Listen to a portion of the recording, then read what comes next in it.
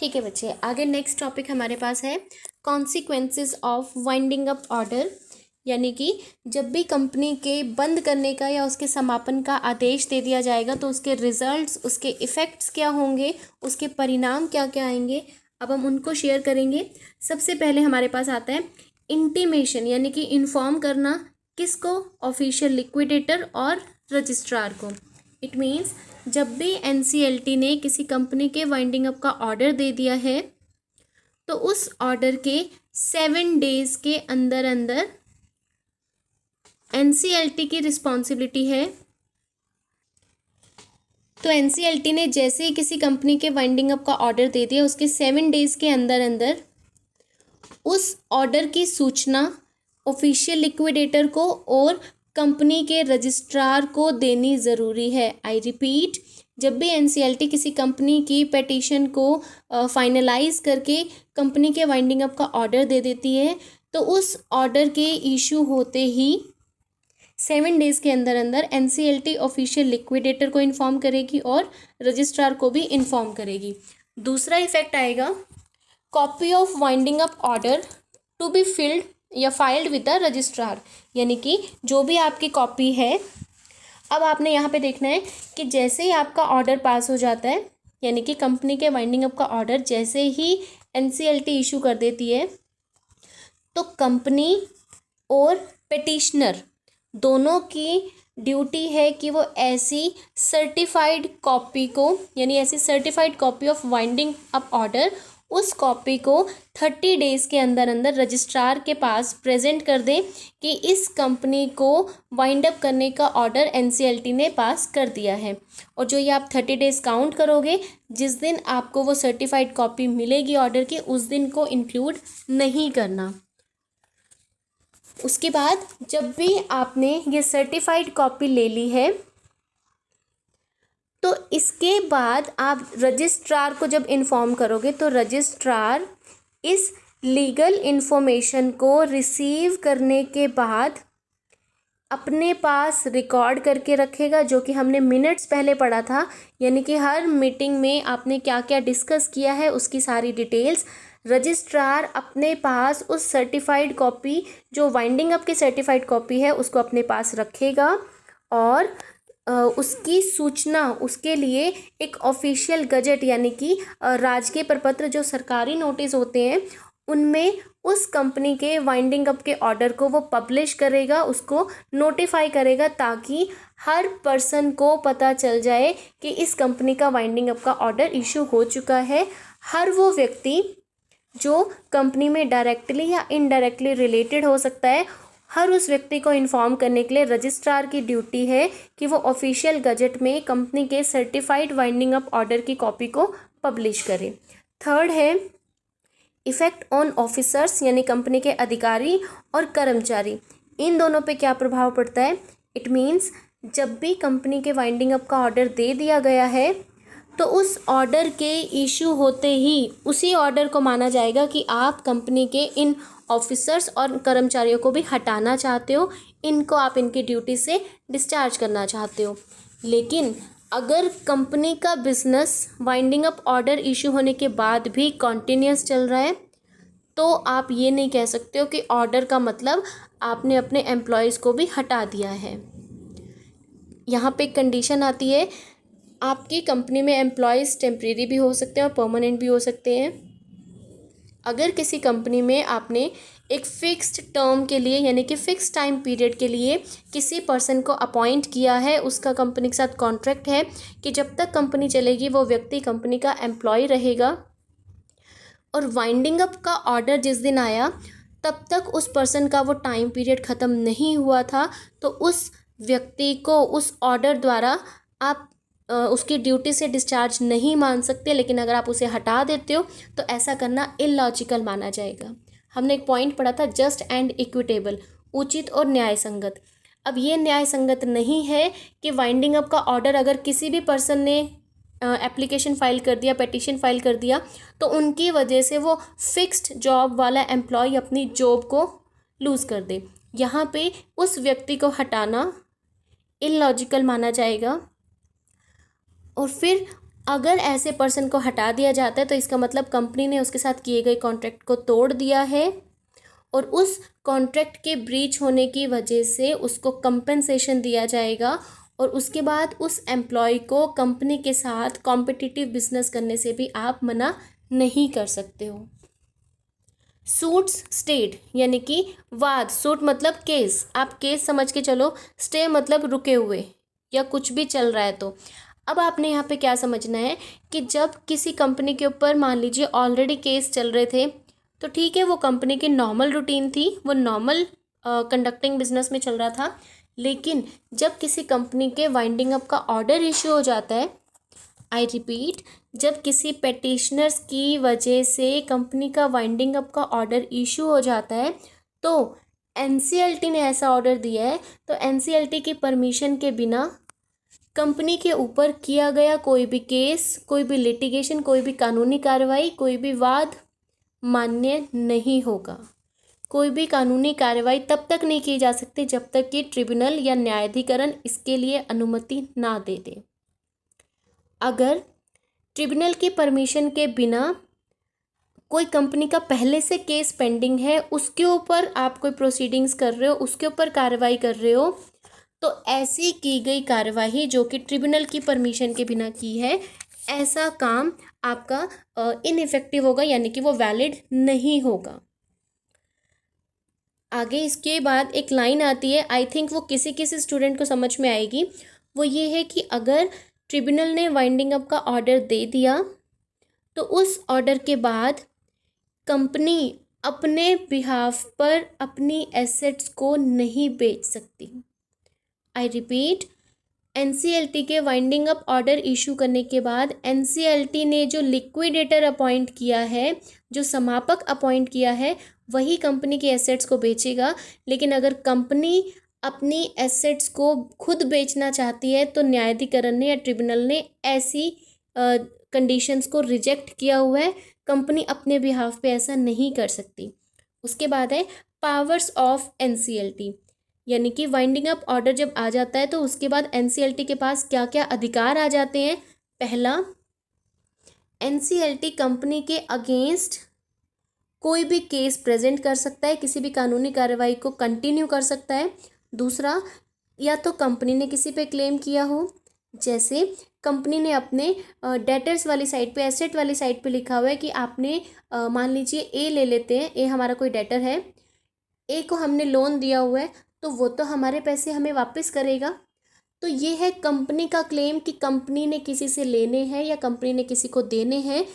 इन claims के लिए भी डिसीजन लेने का अधिकार ट्रिब्यूनल के पास है।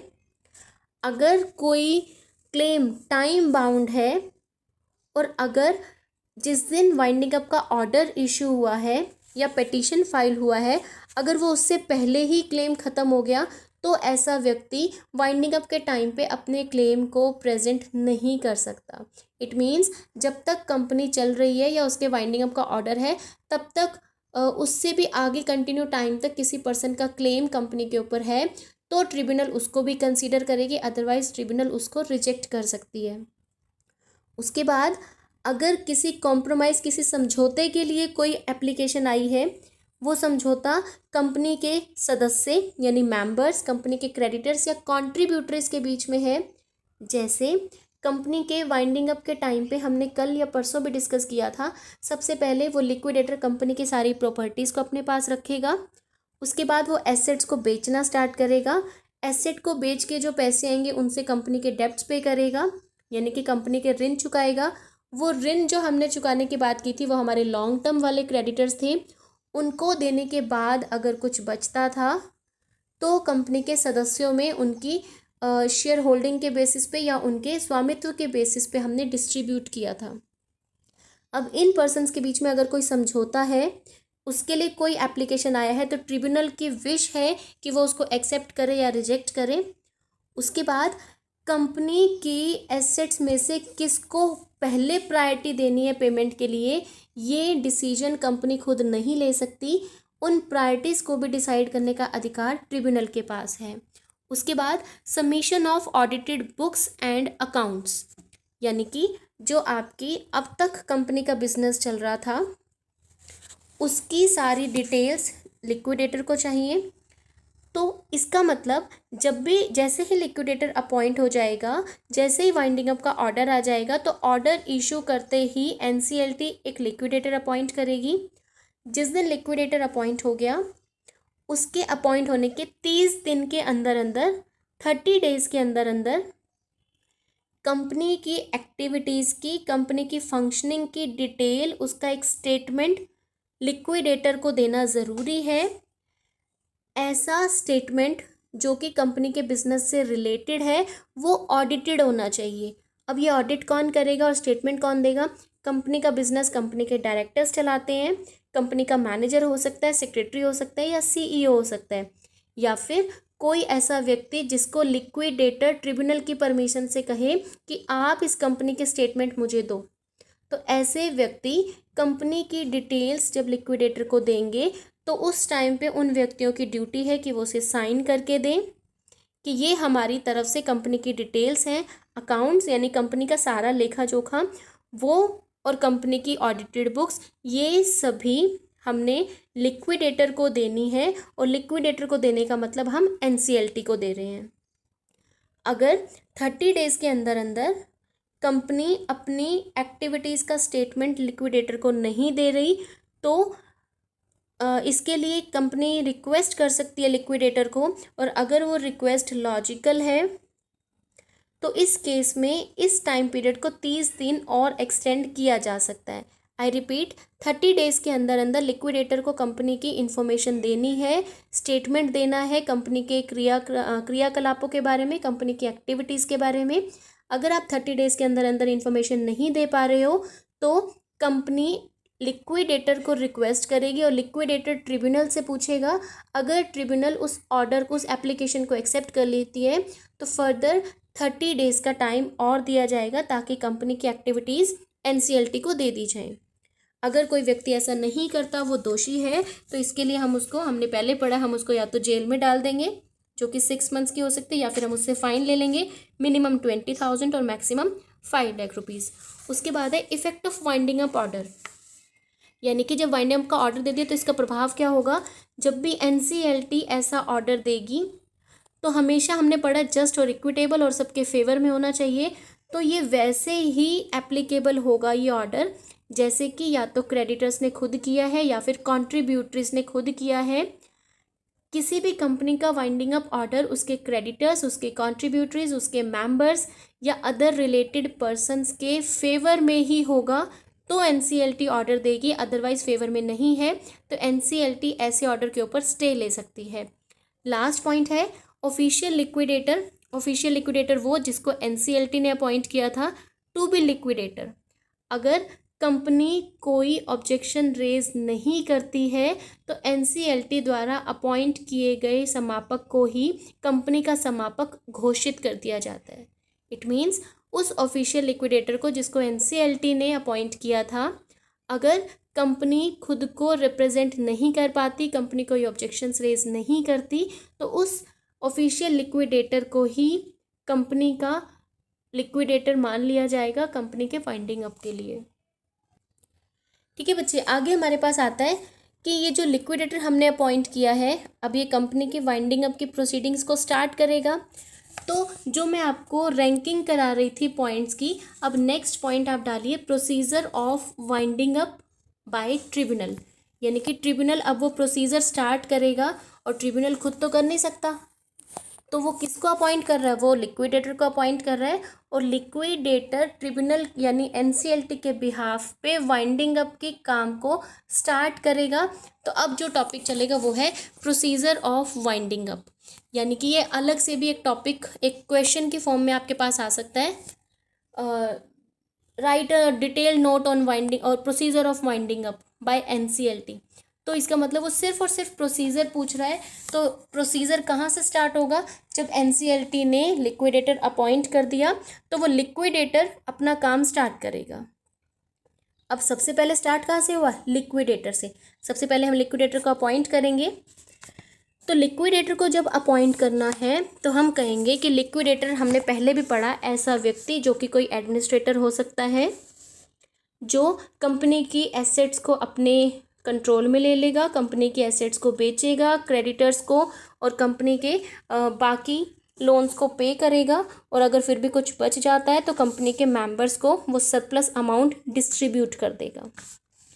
अब बात आती है इस लिक्विडेटर को अपॉइंट कैसे करना है। लिक्विडेटर को अपॉइंट करने के लिए कंपनीज एक्ट 2013 का सेक्शन 275 दिया गया है, जो कहता है कि कंपनी को कंपल्सरी लेवल पे वाइंड अप करने के लिए जब कोई पेटिशन हमारे पास आता है या पेटिशन से पहले कंपनी के पेटिशन के फाइल होने के बाद फर्स्ट केस और सेकंड केस, ऐसी कंपनी के पेटिशन आने के बाद जब वाइंडिंग अप का ऑर्डर दिया जाएगा उससे पहले, यानी कि पेटिशन के बाद और ऑर्डर से पहले एनसीएलटी किसी गवर्नमेंट एम्प्लॉय को यानी कि किसी पर्सन को एनसीएलटी कंपनी का लिक्विडेटर बना देगी। पहले वो प्रोविजनल लिक्विडेटर होगा जब तक ऑर्डर पास नहीं हो जाता।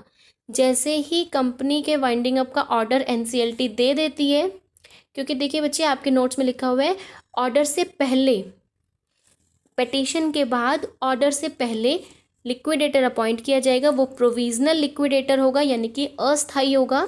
जैसे ही वाइंडिंग अप का ऑर्डर आ जाता है वो व्यक्ति अस्थायी जो कि प्रोविजनल था अब वो ऑफिशियल लिक्विडेटर बन जाएगा, और कंपनी को अगर कोई ऑब्जेक्शन नहीं है तो उस ऑफिशियल लिक्विडेटर को ही कंपनी का लिक्विडेटर मान लिया जाएगा। अब बात आती है कि इसके लिए इन्फॉर्म करना ज़रूरी है। यस, एनसीएलटी ने जैसे ही किसी पर्सन को लिक्विडेटर अपॉइंट किया है तो इसकी सूचना एनसीएलटी कंपनी को देगा ताकि कंपनी अपना पक्ष रख सके, अपने आप को रिप्रेजेंट कर सके।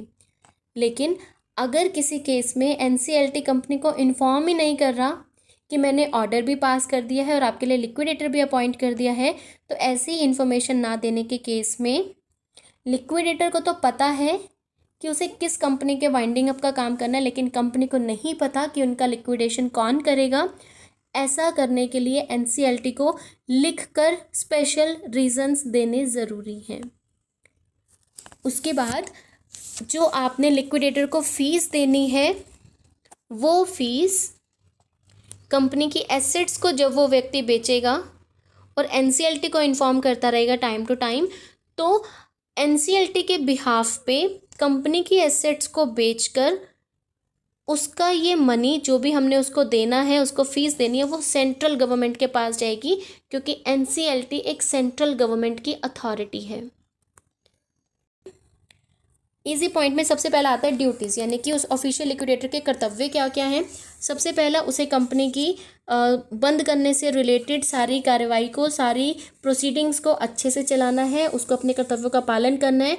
जो हमने एक फिड्यूशियरी रिलेशनशिप एस्टैब्लिश किया था, विश्वास आश्रित संबंध, वो होने की वजह से उसकी ड्यूटी है कि वो कंपनी से कोई भी सीक्रेट प्रॉफिट अर्न ना करे, क्योंकि उसको एनसीएलटी या ट्रिब्यूनल के अंडर एक लिक्विडेटर अपॉइंट किया गया है, तो उसे चाहिए कि वो पूरी निष्ठा के साथ अपने कर्तव्यों का पालन करे। सेकंड, उसके बाद वो कंपनी की सारी एसेट्स को अपने होल्ड में ले लेगा, अपने अधिकार में ले लेगा। तीसरा, कंपनी की जो पेंडिंग अमाउंट है, यानी कि जितने शेयर्स पे आपने कॉल मनी नहीं मंगवाया है, उन कॉल्स को मंगवाने का काम लिक्विडेटर का है। अब यहाँ पे ना तो डायरेक्टर मंगवाएंगे ना ही सेक्रेटरी मंगवाएंगे, क्योंकि अब कंपनी कंटिन्यू नहीं हो रही, अब कंपनी का वाइंडिंग अप हो रहा है। अगर वाइंड अप नहीं होता तो डायरेक्टर्स और सेक्रेटरी कॉल्स की डिमांड करते हैं। जब आपने कॉल्स की डिमांड कर ली, एसेट्स को ले लिया, एसेट्स को आप बेचेंगे, उसके बाद कंपनी के ऋणों का भुगतान करना है। नेक्स्ट है प्रॉपर बुक्स को आपको मेंटेन करना है, यानी कि लिक्विडेटर ने अगर कंपनी के लिए कोई मीटिंग्स अरेंज की हैं तो उन मीटिंग्स को लिखना, जिनको हम मिनट्स बोलते हैं, यहाँ पे लिक्विडेटर लिखेगा। कंपनी से रिलेटेड वो जो भी काम कर रहा है उसके लिए उसे भी proper books, proper accounts maintain करने ज़रूरी हैं, क्योंकि लिक्विडेशन की प्रोसीडिंग्स के लिए, आप लिक्विडेशन में जो भी कर रहे हो उसके लिए कंपनी का कोई भी क्रेडिटर या कोई भी कॉन्ट्रीब्यूटरी या फिर कोई भी एजेंट ट्रिब्यूनल से परमिशन लेके उस प्रोसीडिंग्स को चेक कर सकता है। उसके बाद है टू सबमिट अकाउंट्स, यानी कि ऑफिशियल लिक्विडेटर की रिस्पॉन्सिबिलिटी है यहाँ पे कि ईयर में कम से कम 2 बार यानी कि साल में कम से कम 2 बार, जब तक किसी कंपनी का लिक्विडेशन चल रहा है, उसका वाइंडिंग अप का प्रोसीडिंग्स चल रहा है, तब तक उस लिक्विडेटर की रिस्पॉन्सिबिलिटी है कि उसने जो भी रिसिप्ट्स ली हैं और जो भी उसने पेमेंट्स की हैं, रिसिप्ट्स यानी एसेट को बेच के जो पैसा आया और पेमेंट जो उसने ऋणों का भुगतान किया, ये वाली सारी डिटेल एक साल में कम से कम 2 बार उस लिक्विडेटर को ट्रिब्यूनल के सामने प्रेजेंट करनी ज़रूरी है। और उसे स्टेटमेंट्स कैसे प्रेजेंट करने हैं, इसके लिए एनसीएलटी ने उसको प्रिस्क्राइब्ड फॉर्म्स दिए हुए हैं। उन फॉर्म्स की उसे 2 कॉपी बनानी है। एक कॉपी तो वो ट्रिब्यूनल को देगा और दूसरी रजिस्ट्रार को देगा, क्योंकि रजिस्ट्रार भी तो कंपनी के रजिस्टर में से उस कंपनी का नाम काटेंगे। तो उस स्ट्रक ऑफ करने की वजह से एक कॉपी तो रजिस्ट्रार को देनी है और दूसरी ट्रिब्यूनल को देनी है। अब बात आती है कि हमने ट्रिब्यूनल को दे दी, हमने रजिस्ट्रार को दे दी, लेकिन कंपनी के जितने भी क्रेडिटर्स हैं, कॉन्ट्रीब्यूटरीज हैं या अदर इंटरेस्टेड पर्सन्स हैं, इन व्यक्तियों को भी कंपनी की प्रोसीडिंग्स की इन्फॉर्मेशन देना ज़रूरी है। तो लिक्विडेटर ट्रिब्यूनल के बिहाफ पे इन सभी व्यक्तियों को भी सारी इन्फॉर्मेशन सेंड करेगा। इसी के अंदर रिलेटेड है कि अगर किसी कंपनी का वाइंड अप हो रहा है और वो गवर्नमेंट कंपनी है और उस कंपनी के मेंबर सेंट्रल गवर्नमेंट या कोई अदर स्टेट गवर्नमेंट है, तो भी जो भी उसने अकाउंट्स बनाए वो ऑडिटेड होने चाहिए और उनकी कॉपी सेंट्रल गवर्नमेंट या स्टेट गवर्नमेंट को भी देनी ज़रूरी है। उसके बाद टू अपॉइंट कमेटी यानी कि एक समिति बनाना, किस लिए? Of inspection. इंस्पेक्शन यानी कि जांच करना, निरीक्षण करना। लिक्विडेटर जब भी लिक्विडेशन करेगा तो ट्रिब्यूनल से परमिशन लेकर, उसको लगेगा कि काम ज़्यादा है तो वो अपनी हेल्प कराने के लिए एनसीएलटी से परमिशन लेकर एक इंस्पेक्शन कमेटी नियुक्त करेगा। वो कमेटी चेक करेगी कि कंपनी के सारे एसेट्स और लायबिलिटीज़ प्रॉपर मैनर में है या नहीं है।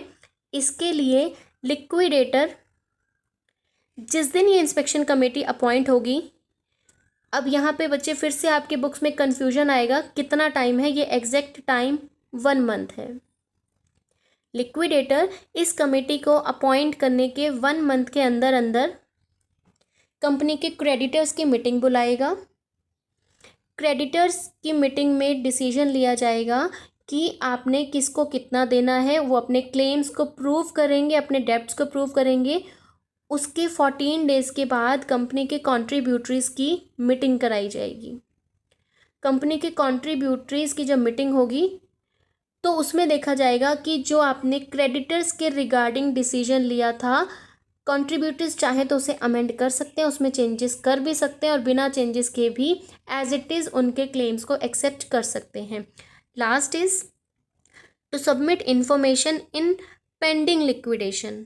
इसका मतलब अगर कोई लिक्विडेशन 1 साल में ख़त्म नहीं होता, यानी कि जिस दिन से प्रोसीडिंग स्टार्ट हुई उसके 1 ईयर के अंदर अंदर अगर किसी कंपनी का लिक्विडेशन कंप्लीट नहीं होता, तो उसके 2 मंथ्स के अंदर अंदर, यानी कि जैसे 1 ईयर कंप्लीट हो गए, 12 मंथ्स हो गए, उसके 2 मंथ्स के अंदर अंदर लिक्विडेटर कंपनी की उस कार्रवाई से संबंधित सारी डिटेल्स जो कि ऑडिटेड होंगी वो एनसीएलटी को प्रेजेंट करेंगे। और अगर वॉलेंटरी वाइंडिंग अप है तो इस केस में सारा स्टेटमेंट रजिस्ट्रार के पास जाएगा। उसके बाद लास्ट है to distribute the balance amount to contributories. ये हम पहले भी कर चुके हैं। एसेट्स को बेचेंगे, लायबिलिटीज़ को पे करेंगे, उसके बाद अगर कुछ पैसा बचता है तो लिक्विडेटर कॉन्ट्रीब्यूटरीज में बांट देगा। लेकिन हम तो कंपलसरी वाइंडिंग अप की बात कर रहे हैं, एनसीएलटी की बात कर रहे हैं। तो इससे पहले हमने पढ़ा एनसीएलटी की परमिशन के बिना लिक्विडेटर खुद भी कुछ नहीं कर सकता। तो अब एसेट्स को बेच दिया, फर्स्ट स्टेप। सेकंड स्टेप, हमने कंपनी के क्रेडिटर्स को पे कर दिया। थर्ड स्टेप, सरप्लस जो बचा अब लिक्विडेटर एनसीएलटी से पूछेगा। अगर एनसीएलटी परमिशन दे देता है तो लिक्विडेटर उस सरप्लस अमाउंट को कंपनी के अंशदाताओं में या कॉन्ट्रीब्यूटरीज में बांट देगा, अदरवाइज वो पैसा सेंट्रल गवर्नमेंट के पास चला जाएगा। और जब भी आप कंपनी के कॉन्ट्रीब्यूटरीज को पैसा दोगे ट्रिब्यूनल के येस करने पे, तो कंपनी ने अपने मेमोरेंडम और आर्टिकल्स में जैसा लिखा है उसके अकॉर्डिंग उनको मनी डिस्ट्रीब्यूट किया जाएगा। अगर आर्टिकल्स में लिखा हुआ है कि कॉन्ट्रीब्यूटरीज को वाइंडिंग अप के टाइम पे कुछ नहीं देना, तो एनसीएलटी भी मना कर देगी।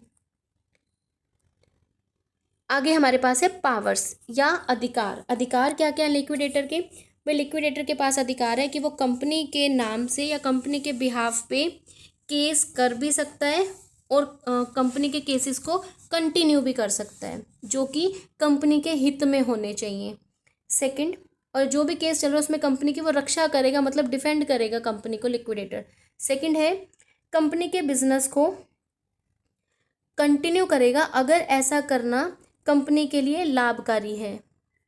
आई रिपीट, अगर कंपनी के वाइंडिंग अप की काम जब तक कंप्लीट नहीं होते तब तक अगर काम उस कंपनी के बिजनेस को चलाना बेनिफिशियल है तो लिक्विडेटर उस बिजनेस को कंटिन्यू रखेगा। तीसरा, कंपनी की मूवेबल और इमूवेबल एसेट्स, यानी कि जिनको आप एक जगह से दूसरी जगह पे ले जा सकते हो, जिनको नहीं ले जा सकते, हर तरह की प्रॉपर्टी को बेचने का और उससे कॉन्ट्रैक्ट करने का अधिकार लिक्विडेटर को मिल जाता है। किसी कंपनी को चलते हुए बिजनेस के फॉर्म में, यानी चालू व्यापार के फॉर्म में, गोइंग कंसर्न की फॉर्म में बेचने का अधिकार भी कंपनी के लिक्विडेटर के पास है।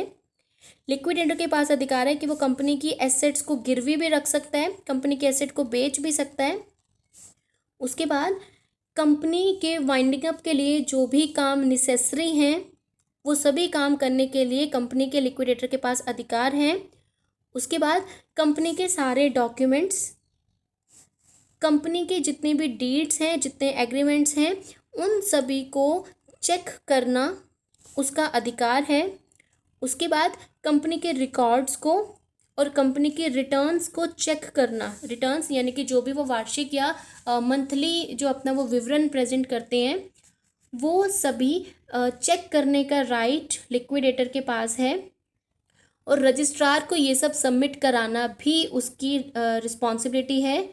रजिस्ट्रार को जब वो फाइल करेगा तो उसके लिए वो पैसे ले भी सकता है, नहीं भी ले सकता, यानी एडिशनल फीस। अगर आपका कोई कॉन्ट्रीब्यूटरी है तो उसका कितना क्लेम है, क्या वो प्रूव कर चुका है, नहीं कर चुका है। अगर कोई कॉन्ट्रीब्यूटरी या कोई क्रेडिटर अपना क्लेम प्रेजेंट नहीं कर पा रहा है तो उस केस में लिक्विडेटर के पास अधिकार है कि वो उसकी बात को सुन के उसका क्लेम कंपनी के साथ प्रेजेंट कर सकता है। कोई कॉन्ट्रीब्यूटरी अगर अमाउंट देने से मना कर रहा है डेब्ट्स को पे करने के लिए तो लिक्विडेटर के पास अधिकार है कि वो उस व्यक्ति की संपत्तियों में से उस अमाउंट को रिकवर कर सकता है। लिक्विडेटर के पास अधिकार है कि वो बिल्स ऑफ एक्सचेंज यानी बिल्स रिसीवेबल, बिल्स पेबल, हुंडी, इन सबको कंपनी के बिहाफ पे ड्रॉ भी कर सकता है, एक्सेप्ट भी कर सकता है या फिर किसी दूसरे को भी एंडोर्स कर सकता है। उसके बाद अगर कोई कॉन्ट्रीब्यूटरी की डेथ हो गई है, जिसने कंपनी को पैसे देने थे वाइंडिंग अप के केस में, अगर उसकी डेथ हो जाती है तो ऑफिशियल नेम से उसकी एसेट्स में से प्रिस्क्राइब्ड अमाउंट को रिकवर करने का अधिकार भी लिक्विडेटर के पास है। उसके बाद लिक्विडेटर जिस काम को खुद नहीं कर सकता उस काम को करने के लिए वो अपनी हेल्प करने के लिए एजेंट भी अपॉइंट कर सकता है। उसके बाद कंपनी की वाइंडिंग अप के लिए जितने भी रिलेटेड डॉक्यूमेंट्स हैं उनसे संबंधित वो किसी भी डॉक्यूमेंट को वेरीफाई कर सकता है, उन पे साइन कर सकता है और किसी भी डॉक्यूमेंट को रीड करने का अधिकार उसके पास है। नेसेसरी स्टेप्स उठा सकता है, वो कहीं पे भी साइन कर सकता है क्योंकि वो ऑफिशियल लिक्विडेटर है। और वो ये सारे काम तब करेगा जब वो कंपनी के वाइंडिंग अप का काम कर रहा है, कंपनी के एसेट्स को बेच रहा है और एसेट्स को बेच के डेब्ट्स को पे करने के लिए जो कुछ भी नेसेसरी एक्टिविटीज़ हैं, जो भी नेसेसरी स्टेप्स हैं, वो सब लेने का अधिकार लिक्विडेटर के पास होता है। लास्ट है हमारे पास लायबिलिटीज़। अब इसके दायित्व क्या क्या हैं? पहला, अगर कोई लिक्विडेटर लापरवाही करता है तो इसके लिए तो वो रिस्पॉन्सिबल बनेगा। पहली उसकी लापरवाही क्या है? अगर वो कंपनी की एसेट्स को कोई प्रावधान बनाए बिना ही डिस्पोज ऑफ कर देता है या डिस्ट्रीब्यूट कर देता है। प्रावधान जैसे बच्चे आप बनाते थे डेटर्स के लिए, क्रेडिटर्स के लिए, वो आप कहते थे provision for doubtful debts, provision for creditors. तो ऐसा कोई प्रावधान बनाए बिना अगर लिक्विडेटर कंपनी के एसेट्स को बांट देता है तो इसके लिए वो रिस्पॉन्सिबल है। दूसरा, अगर वो कंपनी की एसेट्स को लीगल एडवाइस लिए बिना या ट्रिब्यूनल की परमिशन लिए बिना कंपनी की एसेट में से पहले किसी डाउटफुल वाले क्रेडिटर को उसके डेब्ट्स पे कर देता है तो यहाँ पे भी वो रिस्पॉन्सिबल है, यानी कि या तो वो ट्रिब्यूनल से परमिशन नहीं ले रहा तो भी उसकी रिस्पॉन्सिबिलिटी है। थर्ड केस, अगर लिक्विडेटर अपनी वैधानिक कर्तव्यों को पूरा नहीं करता, जो ड्यूटीज़ अभी हमने पढ़ी थी, अगर इन ड्यूटीज़ में से किसी को भी वो पूरा नहीं करता तो किसी भी लेनदार या अंशदाता को कोई भी नुकसान होता है, कोई भी डैमेजेस हैं, तो इसके लिए लिक्विडेटर ही रिस्पॉन्सिबल माना जाएगा। लिक्विडेटर नॉर्मली कंपनी के एसेट्स को और फंड्स को बेचने के लिए रिस्पॉन्सिबल है। उन फंड्स में से वो क्रेडिटर्स को पे करता है, तो इसके लिए वो ट्रस्टी माना जाता है। इससे पहले वाले चैप्टर में हमने पढ़ा था ट्रस्टी, डायरेक्टर्स ट्रस्टी की तरह काम करते हैं, लेकिन हमने ये भी पढ़ा था ट्रस्टी वो पर्सन होते हैं जिनके पास कंपनी की एसेट्स का पोजेशन आ जाता है। यहाँ पे लिक्विडेटर उनका मालिक नहीं बना, पोजेशन नहीं आया, सिर्फ वो होल्ड कर सकता है, उनको बेचने का अधिकार है, उनका स्वामी बनने का अधिकार यहाँ पे लिक्विडेटर के पास भी नहीं है। तो लिक्विडेटर सिर्फ और सिर्फ ट्रिब्यूनल के रिस्पॉन्सिबल है। ट्रिब्यूनल के अलावा किसी भी अदर पर्सन के लिए लिक्विडेटर रिस्पॉन्सिबल नहीं हो सकता।